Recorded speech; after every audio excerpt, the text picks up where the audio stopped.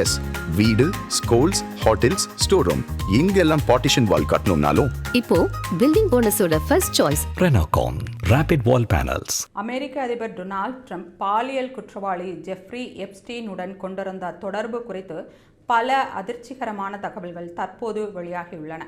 Epstein வழக்கை கையாண்ட அரசு வழக்கறிஞர் ஒருவர் 2020 அனுப்பிய மின்னஞ்சல் தற்போது வெளியாகியுள்ளது. அதில் 1993 முதல் 1996 வரையிலான காலகட்டத்தில் ஜெஃப்ரி எப்ஸ்டீனின் தனி விமானத்தில் டொனால்ட் ட்ரம்ப் குறைந்தது 8 முறையாவது பயணம் செய்துள்ளதாக குறிப்பிடப்பட்டுள்ளது.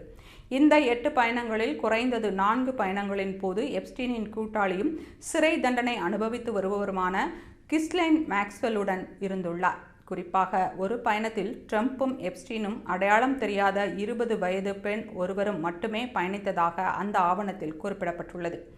மேலும் 2 பயணங்களில் மேக்ஸ்வெல் மீதான வழக்கில் சாட்சிகளாக கருதப்பட்ட பெண்களும் உடன் பயணித்துள்ளனர். ட்ரம்ப் இதற்கு முன்பு நான் எப்ஸ்டீனின் ரசிகன் அல்ல என்றும் அவருடன் பல ஆண்டுகளுக்கு முன்பே உறவை முறித்து கொண்டதாகவும் கூறியிருந்தார். மேலும் அவரது விமானத்தில் தான் எப்போதாவது தான் சென்றிருப்பேன் என்றும் கூறியிருந்தார். ஆனால் தற்போது வெளியாகியுள்ள ஆவணங்கள் 90களில் அவர்களுக்கு இடையே மிகவும் நெருக்கமான நட்பு இருந்ததை காட்டுகிறது. இருப்பினும் இந்த பயணங்களின் போது ட்ரம்ப் எந்தவொரு சட்டவிரோத செயலிலும் ஈடுபட்டதற்கான நேரடி ஆதாரம் எதுவும் இல்லை என்பது குறிப்பிடத்தக்கது.